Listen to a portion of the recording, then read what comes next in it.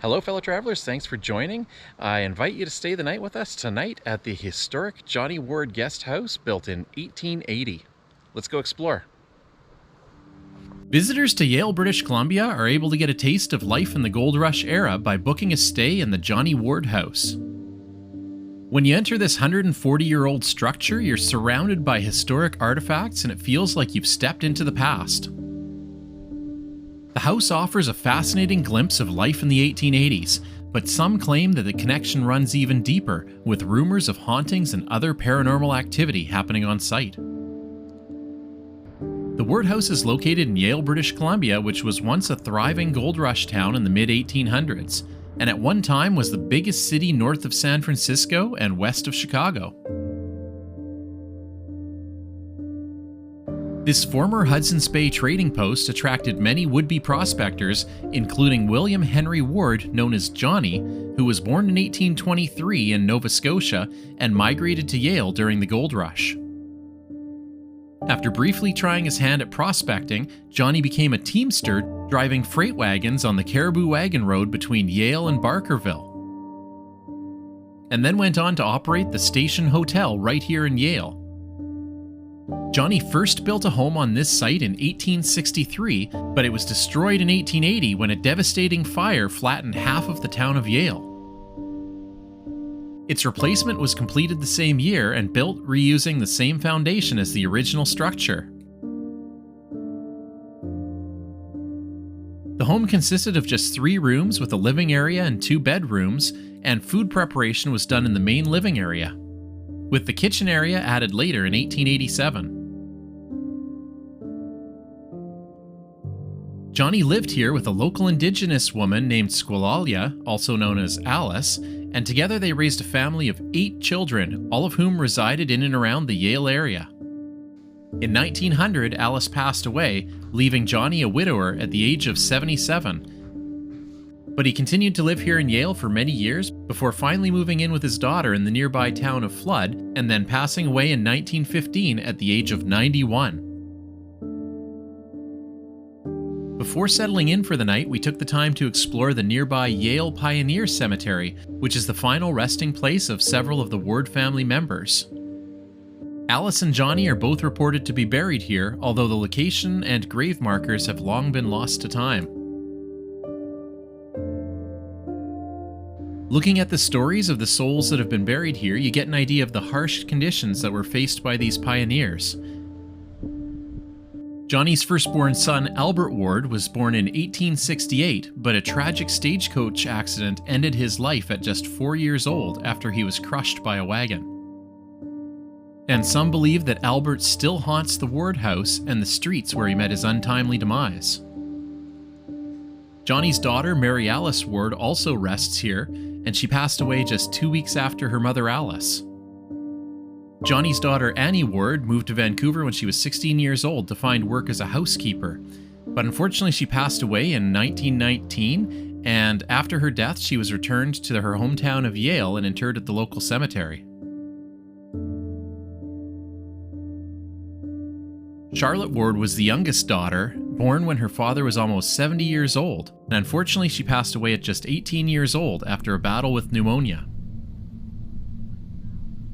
We headed back to the Ward home, and as dusk fell, the house started to feel slightly spooky, with the dimming light casting eerie shadows throughout the antique space. I couldn't help but think that with all the sickness and tragedy that the Ward family encountered, it wouldn't be surprising if some of these spirits chose to linger in their beloved home.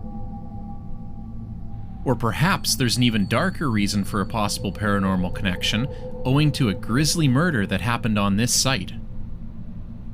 Back in the early 1940s, Margaret Pearl Crichton was living in the Ward house, which had belonged to her mother-in-law's family.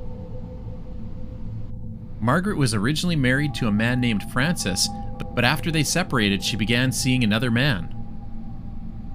Then, on December 13, 1944, things turned deadly when she informed her new lover that she wanted to break it off and return to her husband. The man was so upset by the news that he got his rifle and shot her. He then went to the bathroom, got in the bathtub, and shot himself in the head. To make matters even worse, this act was witnessed by Margaret's son Frank, on what happened to be his 13th birthday. Guests at the Ward House have reported hearing strange noises, have cited the shape of dark figures lurking in doorways, and have heard disembodied voices and the sound of guitar strings plucked by unseen fingers. In a more disturbing incident, a resident reported awakening to the feeling of a pressure holding him down, forcing the air from his body before he could finally break free. All of this activity has drawn attention of paranormal investigators who have reported experiencing at least a couple of unusual phenomena while staying in the Ward House. On one occasion, an old kettle located on a top shelf above the wood stove was found to have relocated itself to the stovetop, positioned precariously, hanging half over the edge. After confirming that no one had touched this item, it was replaced back in its original position, but later that evening, while the group was sitting in the main room, they heard a loud metal clunk, and returning to the kitchen, they saw that the kettle was back on the stovetop, half over the edge, just as it had been before.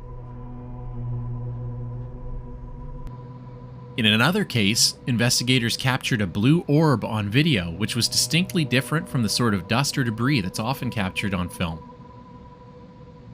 After mentioning it to the housekeeper, they learned that the apparition of a lady in a blue dress is often seen by guests at the Ward House. So before bed, I decided to take a quick EMF reading, which is used to measure fluctuations in electromagnetic fields and is said to indicate the presence of ghosts.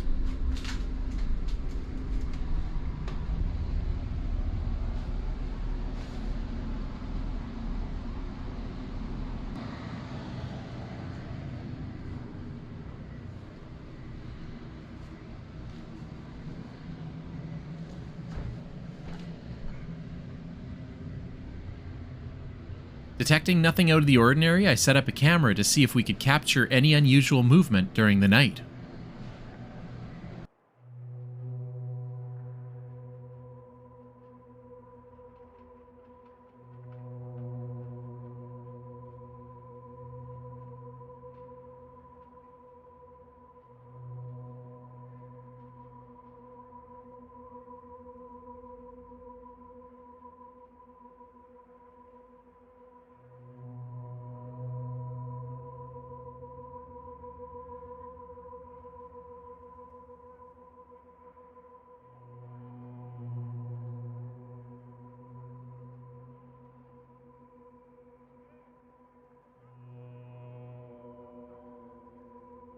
By the next morning, we'd survived without incident.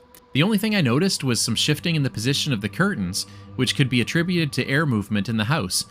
Still, I enjoyed learning about Yale's gold rush history and the tragic tales of the folks that once resided in this home. A stay at the Ward House is sure to be fascinating for anybody that has an interest in gold rush history, as long as you're okay with the possibility of a spectral encounter. Remember to keep exploring, and until next time, it's time to exit through the gift shop.